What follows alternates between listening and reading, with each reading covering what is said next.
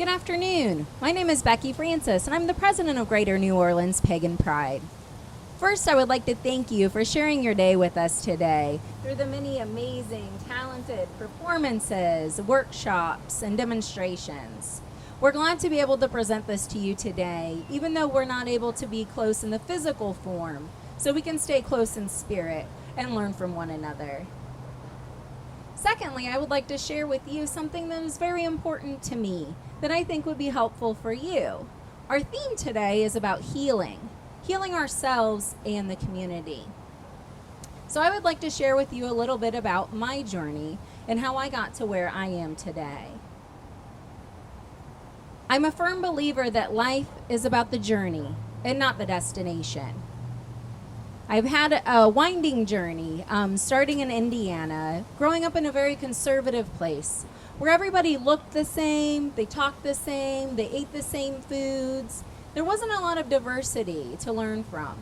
And so what we had to do was to, rely on one another of what was okay to do, the social norms, who we should be. But I never really fit into that. I was always a little different. And throughout my life, I've learned that it's so important to continue to dare to be different, to be yourself and who you truly are. At the end of the day, we all have so many things in common that are inside of us. We might look different, eat different foods, maybe speak a different dialect, worship different deities. Maybe we perform different spiritual practices, but that doesn't mean that we're not really the same in our hearts. Most of us love our families, we care for our community, we want what's best for our brothers and sisters around us, and we love those around us. Our families, with people, and also our pets, our co-workers, and those others in our communities. So I just touched a little bit on pets. To me, animals are an extension of us. We are very close to them spiritually, and we can learn a lot from animals. Ever since I was a little girl, I always loved animals, all different kinds. As soon as I was old enough to read, I had a subscription to zoo books that would come every month, and I would look through all of the pages and learn all of the facts about the animals. So I knew whenever I grew up, I wanted to be a veterinarian. So that actually paved the path for where I was going to go in life and what I was going to do. I decided that I was going to go to college at Purdue because they had the best veterinary school in the area. If you know anything about veterinary medicine, there are actually only 35 veterinary schools, and I just happened to be from Indiana where Purdue was. So it was a good school. I went there. I really learned a lot. But I realized that I didn't want to pursue a career being a veterinarian. And I didn't want to be involved in animal agriculture either. So what was I going to do? You know what? I really enjoy talking to people. I enjoy explaining things to people, how things work. And you know what would be a really cool career is if I got to explain things about animals to people. Because what good does it do if I have all of this knowledge in my head and I just keep it for myself? That doesn't really help anyone. It doesn't help me, it doesn't help the animals, and it doesn't help their caretakers. So I decided to pursue a career in working with animals and their people. I've had several different jobs over the years, but I really find fulfilling what I do now, managing a veterinary clinic, because I get to talk to people about how to care for their animals. I get to work with different rescue groups in the communities. They take pets off the street. They've taken in pets that have been victims of hurricanes, all different places, victims of abuse, of dog fighting, all different kinds of things that these rescue organizations are rehabilitating these animals and giving them a better opportunity than what they had before. But you know what else I learned? From helping others in working with animals and their people and animal welfare organizations, I realized that I was really helping myself. In these actions of community service, I learned more about who I was and what was important to me and how I can help others in the community. So again, it's not just about us having all of these resources and knowledge and skills and all of these things for ourselves if we don't share them with others.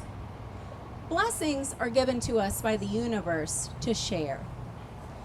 And that's really what I wanted to convey today with all of the different workshops and everything. So we can share our knowledge and our skills with you in the community. So you can not only heal yourself, but you can heal others in the community.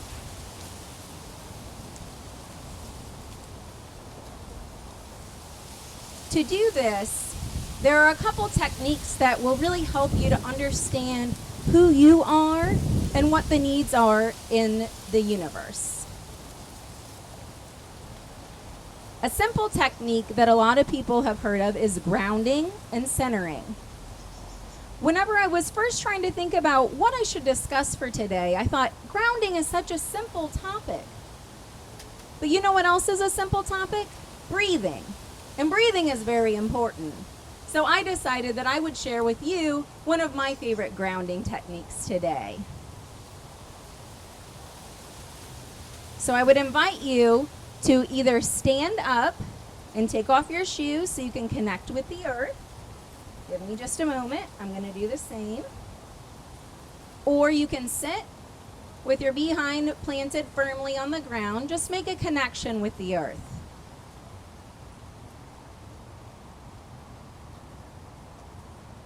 Close your eyes. Take a few deep breaths and feel yourself coming to a calm peace. The energy may be sitting at your heart center or your solar plexus chakra, or maybe in your root around your belly button. Find where your energy is sitting as you are resting peacefully and focus on that for a few moments.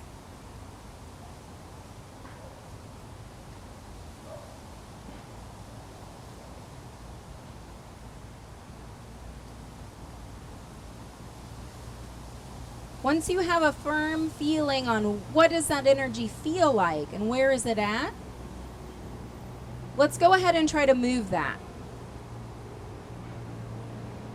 As you exhale, push the energy down towards the earth.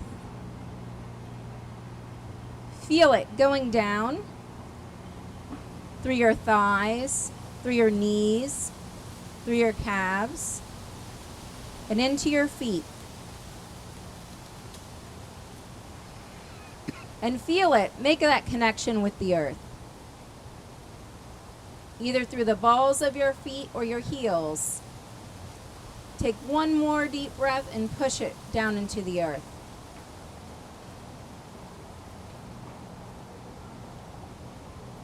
Feel the energy going down further and further. What does it feel like down there to you? Is it cold and fluid? Is it warm? Is it hard? Does it make you tingle? And just take a moment to appreciate what it feels like having that connection deep down with the earth.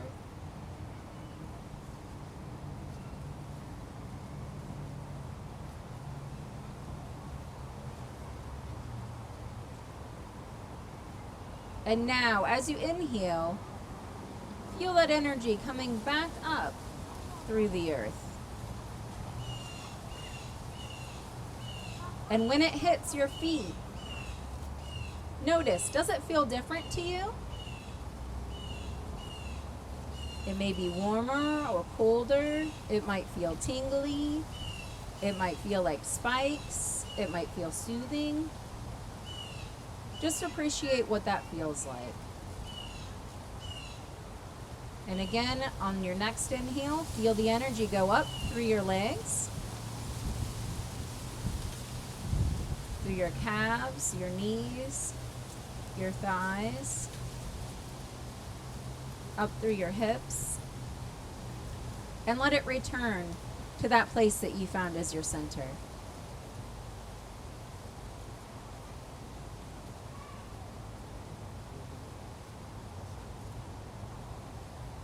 Take a few breaths and feel the peace that you have in that connection with the earth.